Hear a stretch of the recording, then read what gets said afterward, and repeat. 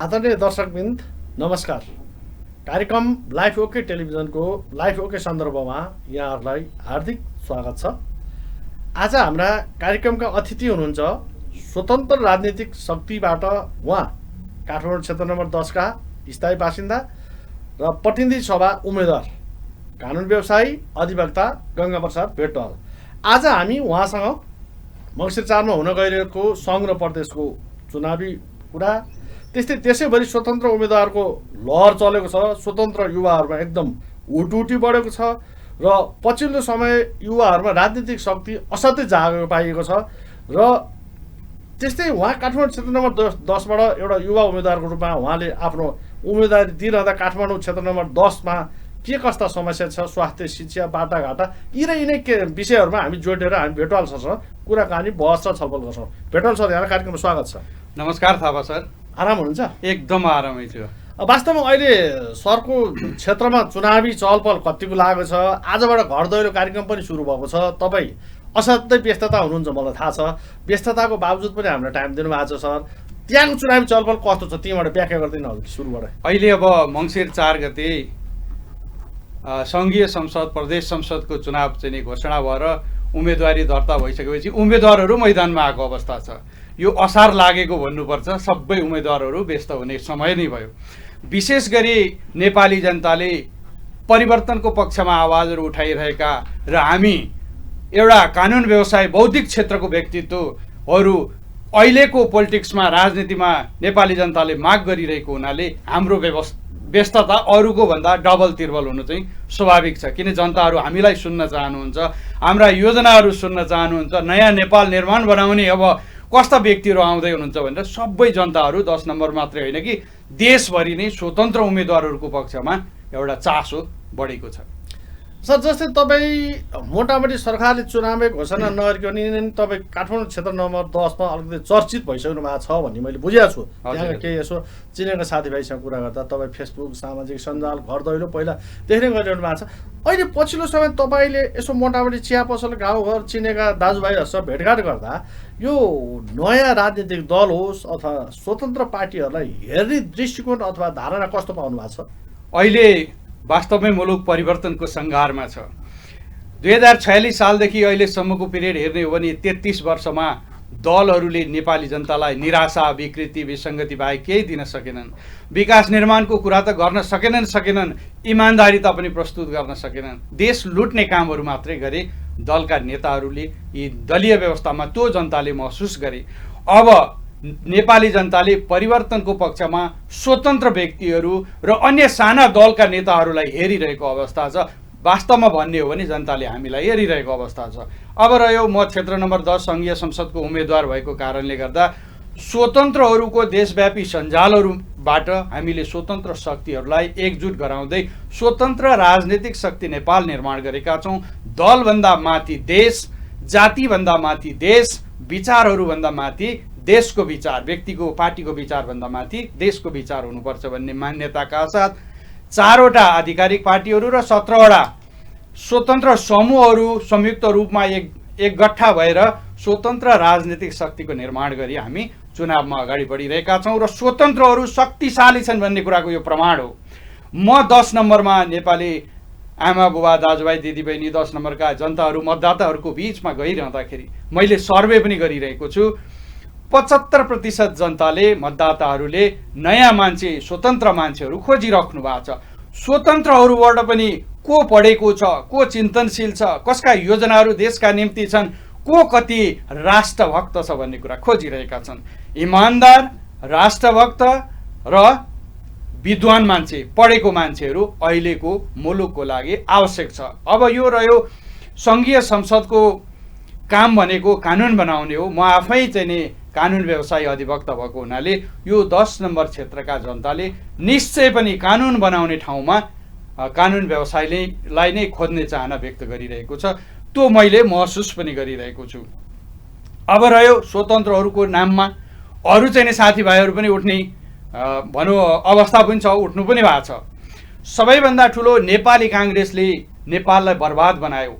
नेपाली काङ्ग्रेसले यो 33 वर्षको समयमा सबैभन्दा बढी नेतृत्व गर्ने अवसर पायो। तर मुलुक बर्बादीको दिशामा अगाडि गयो। नेपाली काङ्ग्रेसभित्र विद्रोहको लहर अहिले चलेको छ। 10 नम्बर क्षेत्रलाई पहिला काङ्ग्रेसले एउटा राम्रो क्षेत्र मान्थ्यो भने अहिले विद्रोही काङ्ग्रेसहरू देखिसक्नु भएको छ। नेपाली काङ्ग्रेसबाट छोडेर बाहिर निक्लेका साथीहरू घन्टी चिन्हबाट अहिले उठिराख्नु भएको छ। तरुण दलका चाहिँ क्षेत्रीय सभापति जो नेपाली काङ्ग्रेसभित्र विद्रोहको सङ्केत गरिराख्नु भएको छ। त्यसै गरी अर्का चाहिँ हाम्रा बुबा हुनुहुन्छ इन्द्र बराल, जो आफैमा 71 वर्षको हुनुहुन्छ। जीवनको लामो समय नेपाली काङ्ग्रेसमा उहाँले चाहिँ व्यतीत गर्नुभयो। अहिले काङ्ग्रेसबाट विद्रोह गरेर उहाँ लौरो चिन्ह लिएर नेपाली जनताको बिचमा आइराख्नु भएको छ। वास्तवमा काङ्ग्रेसभित्र यो पहिरो गएको सङ्केत हो। टोल टोलमा काङ्ग्रेसको विरुद्धमा आवाज चाहिँ जनताहरूले उठाइरहेका छन्। काङ्ग्रेसको विरुद्धको आवाज भनेको व्यतिथि विरुद्धकै आवाज हो। काङ्ग्रेसले चाहिँ समाजको संरचनालाई अगाडि बढाउन सकेन, विकृति बाहेक केही दिन सकेन। काङ्ग्रेसमा विद्रोह भयो। ती काङ्ग्रेसका मित्रहरू कोही घन्टी चिन्ह लिएर उठिरहेको अवस्था छ, कोही लौरो चिन्ह लिएर उठिरहेको छ। तर जनताले स्वतन्त्रको नाममा ती हिजो काङ्ग्रेसमा, एमालेमा, राप्रपामा, माओवादीमा बसेर आज स्वतन्त्रको लहर चहलो भन्दैमा तिनै अनुहारहरू यता आउँछन् भने जनता छान्नेवाला छैनन्। मेरो सवालमा हजुरले प्रश्न राख्नुहुन्छ भने म 2056 सालदेखि अहिलेसम्म कुनै पनि पार्टीको सदस्य छैन। 56 सालमा विद्यार्थी सङ्गठनमा कतै हिँड्यो होला, तर 56 सालदेखि उता सिर्फ देशको निम्ति म हिँडेको छु। देशको लोक संस्कृति बस्नुपर्छ, लोक संस्कृतिको जगमा टेकेर विकास र समृद्धि खोज्नुपर्छ, नेपालको पहिचानलाई सुदृढ बनाउनुपर्छ भन्ने मान्यताका साथ लोक संस्कृतिको मुद्दालाई मैले उठाएर लिएर अगाडि बढिरहँदा आम 10 नम्बर क्षेत्रका जनताहरूको अत्यन्त न्यानो माया मैले पाइरहेको छु। अवस्था यही हो थापा सर। जस्तै अब हजुरहरू जस्तो एउटा कुनै पनि पार्टीको झोला झन्डा बोकेर निर्णयको विशुद्ध लेखापढी गरेर आफ्नो पेसा व्यवसाय गर्नुभएको मान्छे राजनीतिमा जुन होमिन आउनुभएको छ होइन। वास्तवमा तपाईँ जस्ता युवा उम्मेदवार, पढे लेखेका उम्मेदवारहरूको एजेन्डा र विचारलाई काठमाडौँ क्षेत्र नम्बर 10 काले बुझ्लान् अथवा बुझाउन कतिको सहज महसुस भइरहेछ तपाईँलाई? नेपालको राजनीति जहिले पनि मूर्खहरूले सञ्चालन गरिरहेको अवस्था देखियो। मूर्खहरूले सञ्चालन गरिराखेपछि विकृति र विसङ्गति बाहेक हाम्रो समाजले पाएन। यस्तो बेलामा कि विद्वानहरू पनि मूर्खबाट शासित भइराख्नु पर्यो कि त विद्रोह गरेर समाजलाई परिवर्तन गर्न अगाडि बढ्नु पर्यो। यो अहिलेको अवस्था समाज चरम अवस्थामा बिग्रिसकेपछि पढे लेखेका विद्वान क्षमतावान मान्छेहरू यो करेक्सन गर्न अगाडि बढ्नुपर्ने अवस्था भएको हुनाले यो क्षेत्रका गुरुजन, सामाजिक अभियन्ताहरू, विद्यार्थी साथीभाइहरू, किसानहरू, बुद्धिजीवीहरू सबैसँगको परामर्श गरिसकेपछि म एउटा पढे लेखेको, मैले दर्शनाचार्य तहसम्मको अध्ययन पुरा गरेको छु, यता कानुन व्यवसायीको रूपमा पनि छु, अधिवक्ता पनि हुँ, कानुन पनि बुझेको छु। एक किसिमले भन्ने हो भने यो 10 नम्बर क्षेत्रमा जति पनि उम्मेदवार उठ्नु भएको छ सबैभन्दा बढी अध्ययन भएको, सबैभन्दा बढी चाहिँ भिजन भएको, सबैभन्दा बढी चिन्तन भएको व्यक्ति म आफै भएको हुनाले मैले यो राजनीतिमा प्रवेश गर्नुपर्ने अहिले जरुरी देखियो। यो क्षेत्रका जनताहरूको सहयोगमा, परामर्शमा म यो चुनावी माहौलमा 10 नम्बरको सङ्घीय संसदको रूपमा अगाडि आइरहेको छु। जस्तै भेटल सर, हजुरलाई यो ठुला दलका ठुला नेतासँगको यो त्यहाँ त हेभीवेटका नेताहरू पनि चुनाव लडेका छन्। पहिला भन्थे प्रचण्ड कमरेडसँग पनि जस्ता नेताहरू त्यहाँ चुनाव लडेर जिते पनि हारे पनि त्यो क्षेत्रबाट होइन। तपाईँ यो ठुला दलका ठुला नेता, धनी नेतासँग प्रतिस्पर्धालाई कसरी हेर्नुहुन्छ यिनीहरूसँग? थापा सर, यो देशलाई माया गर्न धनी हुनुपर्छ भन्ने छैन। देश प्रेम जागृत हुनुपर्छ, इच्छा शक्ति हुनुपर्छ, आफ्नो चेतनाले काम गर्नुपर्छ। त्यो इच्छा शक्ति, चेतना, विवेकको साथमा मैदानमा आएको छु। यो पैसाले विकृति भित्राएको छ। ठुला भनिएका दलका नेताहरूले यो देशलाई बर्बाद गरिरहेका छन्। बर्बादीको जिम्मा उनीहरूले लिनुपर्छ। अहिले 10 नम्बर क्षेत्रका जनताहरूले निकै ठुला मयौँ भन्ने मोटाघाटा, रातापिरा 8-10 वर्ष सांसद भइसकेका मन्त्री पदमा बसेका नेताहरूलाई जनताले झापड हानेर नस्पाती खेतीतर्फ अब लगाउने छन्। अब यहाँका नेताहरू जसले 10 वर्षसम्म चाहिँ राजनीतिलाई विकृत बनाएको छ, तपाईँहरू चोबार दक्षिणकालीमा नस्पाती, अर्ग्यानिक नस्पाती खेती गरेर 10 वर्ष बस्नुहोस् अनि 10 वर्षपछि आफ्ना सन्ततिहरूलाई फेरि शुद्धिकरणको साथमा नेपालको राजनीतिमा प्रवेश गराउनुहोस्। म यही सल्लाह दिन्छु। होइन, यो ठुला दलका ठुला नेताले रक्सी मासु चिउरा त खुला बाँड्छन्, पैसा बाँड्छ भन्छ नि सर। तपाईँहरूलाई त्यहाँ चाहिँ अलिकति गाह्रो महसुस होला कि? तपाईँहरू त विशुद्ध एउटा राजनीतिक एजेन्डा मात्रै लिएर आउनु भएको छ हो। तपाईँहरू आफै शिक्षित भएर जनतालाई त अब फेरि यी कुरा बुझाउनु त गाह्रो होला। तपाईँको चुनाव चिन्हका कुरा छन्, तपाईँले त पैसा पक्कै खर्च गर्न सक्नुहुन्न होइन। तपाईँसँग त विशुद्ध एउटा एजेन्डा छ, उनीहरूसँग त पैसा छ, रक्सी छ, मासु छ, चिउरा छ, सबै छ होइन। सामदाम दण्डभेद भने त सबै छ, त्योभन्दा पनि अतिरिक्त अरू एक्स्ट्रा छ उनीहरूसँग। तपाईँसँग त एउटा खुबी मात्रै छ। यो चुनाव भनेको एउटा लडाइँ हो। यो लडाइँमा सिपाहीहरू भनेको अहिले जनता र नेता र उम्मेदवारहरू एकै ठाउँ हुनुपर्छ। हामी मासु चिउरामा बिकिराख्ने कि 1-2 हजारमा बिकेर 5 वर्षसम्म पछुताइरहने, यो जनताको पनि सवाल रह्यो। विशेष गरी दक्षिणकालीका जनताहरूलाई म किन्छु भनेर केही ठुला भनिएका नेताहरू अगाडि बढिरहेका छन्। छैमले, रामचे लगायतका यी भित्री बस्तीहरूमा पैसाको हामी प्रयोग गर्नेछौँ भनेर त्यो भनेको हामीले सुनिरहेका छौँ। चन्द्रागिरीका पछिल्ला बस्तीहरूमा पनि यो प्रयास भइरहेको छ। नेपाली जनताहरू 10 नम्बर क्षेत्रका आमा बुबा दाजुभाइ दिदीबहिनीहरूलाई म विनम्र अनुरोध गर्दछु, देश यहाँ बर्बाद बनाएर पुर्याउने को हुन्? 33 वर्षसम्म कसले शासन गरे?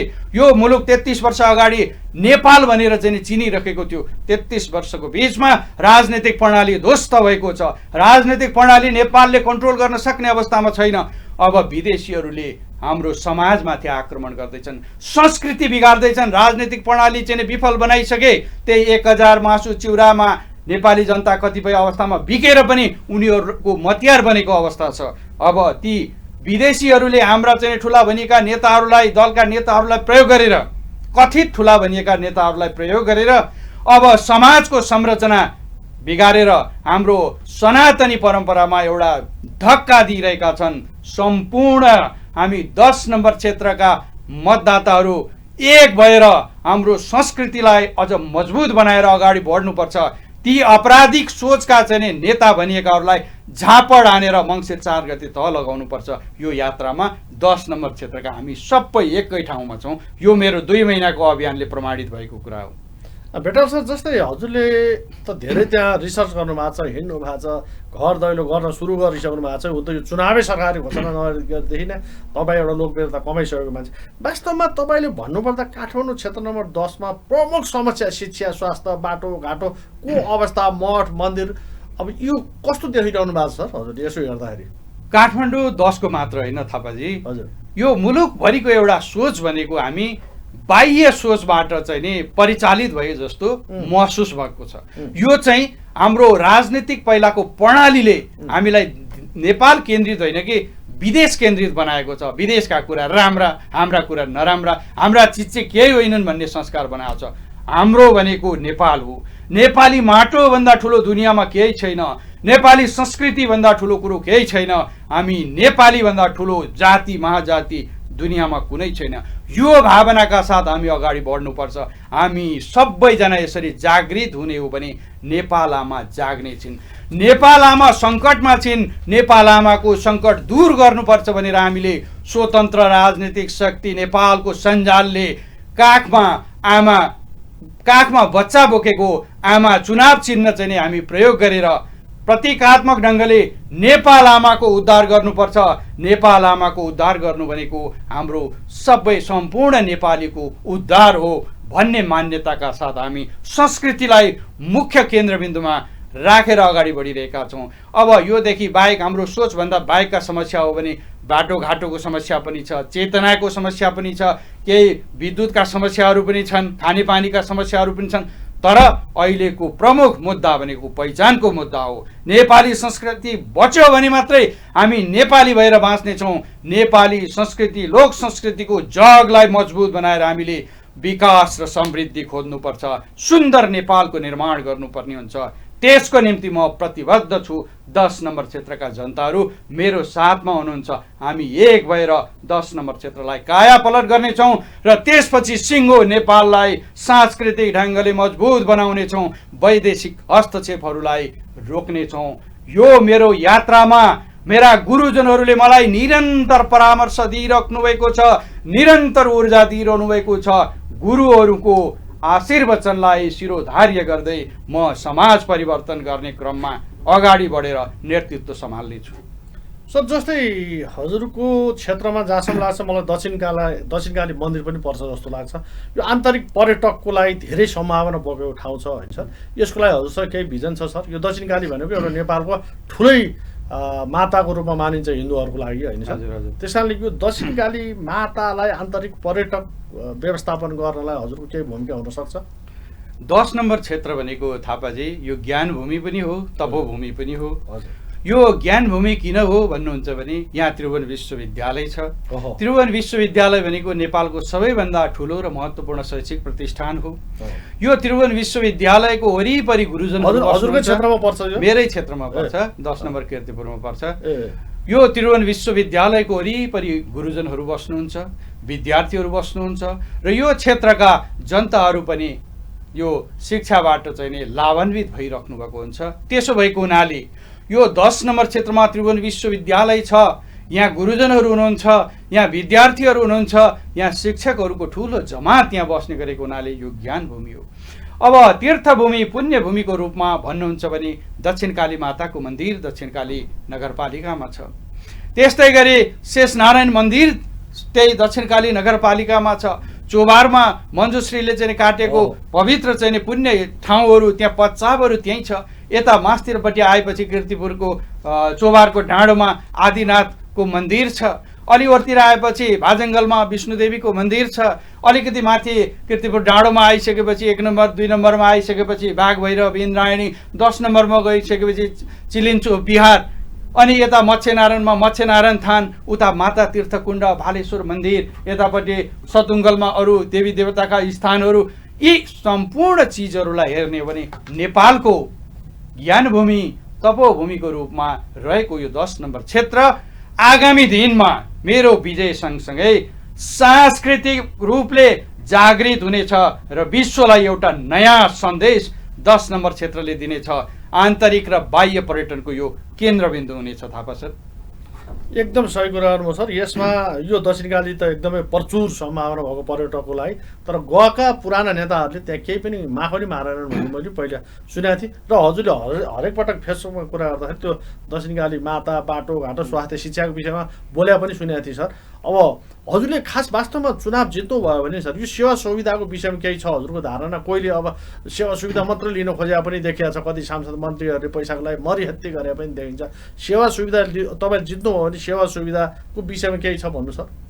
यस्तो छ थापाजी, हामी बेरोजगार व्यक्तिगत हिसाबले हेर्ने हो भने म बेरोजगार होइन। हजुर। म चाहिँ एउटा कानुन व्यवसायी हुँ। मैले दर्शनाचार्य तहसम्म पढेको पनि छु, पढे लेखेको र आफै चाहिँ व्यवसायमा लागेर राम्रो चाहिँ आम्दानी गर्न सक्ने हैसियतमा म व्यक्तिगत रूपमा छु। संसदको भूमिका जुन सेवा सुविधा पाउने भन्दा बढी त अहिले मैले कमाइ पनि राखेको छु। त्यो भएको हुनाले हामी आचरणगत रूपमा हामी शुद्ध छौँ, हामी पढे लेखेका छौँ, सिप भएका व्यक्ति छौँ, आचरणगत रूपमा शुद्ध छौँ भने हामीले त्यो एक्स्ट्रा सेवा सुविधा लिनुपर्ने अवस्था देखिँदैन। हामी राज्यले जुन सेवा सुविधा उपलब्ध गराउँछ त्यसैबाट जीविका पनि आर्जन गर्न सक्छौँ। अहिलेको आवश्यकता भनेको मुलुकको भण्डार ढिकुटीमाथि आँखा नलगाइदिने होइन, राज्य कोषको सही सदुपयोग गरेर जनताको काममा खर्चिने मान्छेहरू चाहिएको छ। हामी त्यो काममा लाग्नेछौँ। अहिले समयले माग गरिरहेको छ इमान्दार व्यक्ति। म इमान्दार छु भन्ने कुरा मैले मेरा विगतका गतिविधिहरूबाट प्रमाणित गरिसकेको छु। म कीर्तिपुर 4 नम्बरको स्थानीय बासिन्दा हुँ। यहाँले पनि आफ्नो रिसर्चबाट मेरो आचरणगत कुराहरू चाहिँ नि रिसर्च गर्न सक्नुहुन्छ, यहाँले त्यो बुझ्न पनि सक्नुहुन्छ। सरको विषयमा एउटा मैले यो लोक संस्कृतिको पनि तपाईँ विज्ञ हुनुहुन्छ भन्ने सुनेको थिएँ सर। के हो यो? मेरो मैले सुने मात्रै हो कि के हो? यो विषयमा केही छ सर? वास्तवमा यहाँले सुनेको सही कुरा हो। म लोक संस्कृतिको एउटा विद्यार्थी, लोक संस्कृति संरक्षण सम्बन्धी अभियन्ता पनि हो। मैले नेपालको लोक संस्कृति रहेन भने नेपालको पहिचान रहँदैन भन्ने कुरा चाहिँ नि बारम्बार भन्दै आइरहेको छु। मैले यो 10 नम्बर क्षेत्रको लोक सम्पदा लोक संस्कृतिको मात्रै संरक्षण गर्नुपर्छ भनिरहेको छैन। मैले रारादेखि केचनासम्म, ताप्लेजुङदेखि महाकालीसम्मका सम्पूर्ण लोक संस्कृतिको संरक्षण हुनुपर्छ भन्ने कुराहरू उठाइरहेको छु। मैले सिजा भ्यालीमा भएका गतिविधिहरू, त्यहाँका लोक संस्कृति, मठ मन्दिरका कुराहरू पनि उजागर गरिरहेको छु। झापा, मोरङ, सुनसरी, बनेपा अथवा विविध ठाउँका हाम्रा लोक सम्पदाहरूलाई मैले व्यक्तिगत तवरमा र म संलग्न भएका सङ्घ संस्थाहरूको माध्यमबाट तिनीहरूलाई संरक्षित गर्ने काममा लागिरहेको छु। लोक संस्कृति नेपालीहरूको पहिचान हो। लोक संस्कृतिको जगमा टिकेर विकास र निर्माण समृद्धि हुनुपर्छ। यही मुद्दा पनि चुनावी मुद्दाको रूपमा मैले राखिरहेको छु। सर, यो हजुरहरूको यो स्वतन्त्र राजनीतिक शक्ति छ नि सर, यसले 165 निर्वाचन क्षेत्रमा उम्मेदवार उठाएको छ कि छैन सर? यो विषयमा के छ हजुरको? यस्तो छ थापा सर, यो स्वतन्त्र राजनीतिक शक्ति भनेको छुट्टा छुट्टै रूपमा भनौँ चुनावमा जान खोजिरहेका इन्डिभिजुअल क्षमतावान व्यक्तिहरूलाई समेट्दै निर्माण गरेको स्वतन्त्र राजनीतिक शक्ति नेपाल हो। यसले लगभग 80-90 वटा ठाउँमा भनौँ राम्रो गरी चाहिँ नै उम्मेदवारी दिएको छ। अनि अरू समूहका साथीहरूलाई पनि छोड्नुपर्ने बाध्यता भएको हुनाले उनीहरूसँग छोडेको ठाउँमा पनि राम्रो र क्षमता भएका स्वतन्त्र उम्मेदवारहरू अगाडि आएको ठाउँमा हाम्रो साथ, सहयोग, सपोर्ट रहनेछ। त्यो रहि पनि रहेको छ। सर, जस्तै हजुरहरूलाई के भन्छन् एमाले, काङ्ग्रेस, माओवादीका नेताहरू भने नि ठुला दललाई तर्साउने मात्र हो स्वतन्त्रले, खास स्वतन्त्रको भाग्य भविष्य देखिँदैन भन्छ नि सर। हजुरको यसमा के छ धारणा? हामी सबै स्वतन्त्रताका पक्षधर हौँ। यी ठुला भनिएका दलहरूले मुलुकलाई बन्धक बनाएका हुन्। 33 वर्षसम्म बन्धक बनाउँदाखेरि मुलुकको अवस्था यो बनाए। हामी स्वतन्त्रहरूको पनि शक्ति निर्माण गरेर अगाडि आएका छौँ। त्यसो भएको हुनाले नयाँ मूल्य र मान्यताको साथ अब नेपाली समाजलाई अगाडि बढाउनु जरुरी छ। यो दबाव र तनावको अवस्थाबाट नयाँ संस्कृतिको निर्माण गरेर नेपाली पहिचानलाई अगाडि सुरक्षित राख्नु जरुरी छ। विशेष गरी पुराना भनिएका दलहरू, मैले नामै किटेर भन्नुपर्छ, प्रधानमन्त्री जो मुलुकको चाहिँ बागडोर सम्हालिरहनु भएको छ, उहाँ विदेशबाट सञ्चालित हुनुभएको छ। किनकि उहाँका योजनाहरू सबै विदेश लक्षित छन्। उहाँले नेपाललाई माया गर्नुभएको छैन। यो नेपाली जनताका सामु प्रश्न छ। प्रतिपक्षी दलको नेता केपी ओली कसरी चलिराख्नु भएको छ? उहाँ पनि विदेशीबाट सञ्चालित हुनुभएको छ। मैले भन्नै पर्छ, उहाँले समानुपातिकमा 2-3 नम्बरमा को मान्छेको नाम राख्नु भएको छ तपाईँहरूले खोजेर हेर्नुहोस्। उहाँ कहाँबाट सञ्चालित भइराख्नु भएको छ? केपी ओलीको चाहिँ नि अनुहार त्यहाँ देखिनेछ। अब प्रचण्ड जुन भन्नुहुन्छ, उहाँलाई नेपाली जनताले हराउने स्थिति भइसकेपछि विदेशीको साँठगाँठ मिलाएर एउटा पहाडी कुनामा गएर पुलिसहरूले छेकबार लगाएर पक्ष प्रतिपक्ष मिलेर उहाँ जितेर आउने स्थिति बनाउनु भएको छ। अब रह्यो यी अघिल्ला पुस्ता, यी सबै खराब हुन्, सबैले हार्नुपर्छ भन्ने हाम्रो मान्यता हो। तर यिनीहरूले षड्यन्त्र गरेर कोही जित्ने पनि अवस्था होला। थापाजी, नयाँ पुस्ता जो हाम्रो पुस्ता छ, हामी भन्छौँ, हामी छातीमा हात राखेर भन्छौँ, हामी नेपाल आमाका सच्चा देशभक्त छोराहरू हौँ। तर अहिले हेर्नुहोस्, गगन थापालाई हेर्नुहोस्, रवि लामिछानेलाई हेर्नुहोस्, रविजीको चुनावको त्यो झन्डाको कलर हेर्नुहोस्, घन्टीको कलर हेर्नुहोस्। उहाँ नेपालीको प्रतिनिधि हो कि विदेशीको प्रतिनिधि हो? नेपाली जनतालाई यो म प्रश्न चिन्ह उठाउन चाहन्छु। रविजीको झन्डाको कलर कस्तो छ, घन्टीको कलर कस्तो छ, उहाँले नेपालको लोक संस्कृति प्रति कस्तो भावना राख्नु भएको छ, उहाँले एमसिसीका बारेमा उहाँको धारणा के थियो, लोक संस्कृतिको बारेमा के थियो? रविमाथि प्रश्न चिन्ह छ। रविलाई एक कार्यकाल नहेरिकन विश्वास गर्न सक्ने अवस्था छैन। भलै कोही लोकप्रिय पनि हुन सक्छन् होइन? त्यो लोकप्रियताको आडमा नेपाललाई बर्बाद बनाउने चेहरा त लुकेको छैन। यो हेर्ने काम अहिले मतदाताको सामु छ। प्रश्न चिन्ह उठाउनुहोस् गगन थापा र रवि लामिछानेमाथि। उनीहरूको विगत हेर्नुहोस्, उनीहरूको आचरण हेर्नुहोस्, देश प्रेम हेर्नुहोस्। कुनै एउटा कामबाट लोकप्रियता पाए भन्दैमा हामी ढुक्क हुने अवस्था छैन। यिनीहरूलाई अझै 5 वर्ष परीक्षण गर्नुपर्ने अवस्था छ। सर, जस्तै अहिले जुन हजुरहरूको जुन स्वतन्त्र यो देशैभरिबाट आधीबेरी ल्याउला सर। जस्तै यो बुढा पुराना नेता 70 नआए पनि युवा नेता भन्छन् होइन सर? यिनीहरू जस्तालाई सबैलाई एउटा घरमा चाहिँ अब अभिभावकको रूपमा राख्देला स्वतन्त्रले आधीबेरी ल्याउला। यस्तो छ, पुराना दल भन्दा पनि नयाँ दलमा पनि अब 71 अब 10 नम्बर क्षेत्रमा 71 वर्षको बुबा, मेरो आदरणीय बुबा हुनुहुन्छ, उहाँ चाहिँ नि लौरो चिन्हबाट उठ्नु भएको छ। हिजोसम्म काङ्ग्रेसको चाहिँ वरिष्ठ नेता हुनुहुन्थ्यो। 71 वर्षमा पनि लौरो चिन्हले जितिहालिन्छ कि? 70 वर्ष घट्यो। मैले इन्द्र बुवालाई चाहिँ मात्रै भनेको होइन, त्यस्तै घन्टीले चाहिँ काङ्ग्रेसको चाहिँ युवा नेता भनौँ अथवा उठाइदिनु भयो। अहिले स्वतन्त्रको लहर चलो भन्दैमा हेर्नुहोस् त कसरी आयो मान्छे, आहा स्वतन्त्र भन्दैमा जितिहालिन्छ कि क्या हो। जनताले हेरिराख्नु भएको छ है, याद गर्नुहोस्। यो तपाईँको एउटा समस्या नि छ। अब जस्तै स्वतन्त्रमा पनि समस्या छ क्या, कुन जनतामा के खालको भ्रम छ भने सबै म स्वतन्त्र भनेर आइरहेको छन् क्या, सबै जोगी। यहाँ समस्या नि अब बुढा पार्टीहरूले अथवा बुढा पुरानाचारी जो भोटरहरू के भन्छन् भने यो अब कुन स्वतन्त्रलाई भोट हाल्ने, 15वटा स्वतन्त्र छ भन्छन्। यस्तो छ, स्वतन्त्रहरू धेरै आउन सक्नुहुन्छ यो चुनावमा, जसलाई पनि खुल्ला छ, किन निर्वाचन आयोगले उम्मेदवारी अब दिइसकेको अवस्था छ। जनता भनेको 5 वर्षमा जनताको अगाडि एउटा पेशी, यो फाइल पेशीको रूपमा प्रस्तुत भएको छ। जनता न्यायाधीश हुनुहुन्छ, सम्पूर्ण मतदाता जनताहरू झगडियाहरू, यी उम्मेदवारलाई झगडियाको रूपमा हजुरहरूले लिनुहोला र सबैका आचरण, सबैको चाहिँ देशप्रेम, सबैको शिक्षा, सबैका विगतका दिनका मूल्याङ्कन गरेर अनि फैसला गर्ने तहमा पुग्नु होला।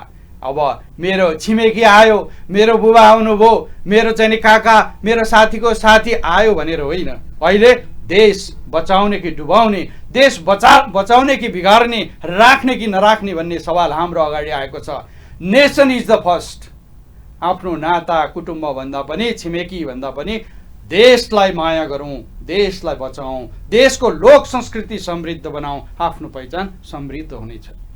सर अब हामीले भन्नुपर्दा यो मङ्सिर 4 पछि सर्वसाधारण जनताले कस्तो खालको आशा अपेक्षा गर्ने होला सर? अब यही बुढा पुरानाले फेरि के भन्न थालेका छन् भने यो अहिलेको जस्तो सरकार चल्छ, यस्तै दैचिउरी सरकार आउँछ, युवाहरूलाई जालजेल गरेर अनि हटाउँछन् भन्ने एक थरी भोटरलाई चिन्ता छ, स्वतन्त्रले जित्दैन कि भन्ने।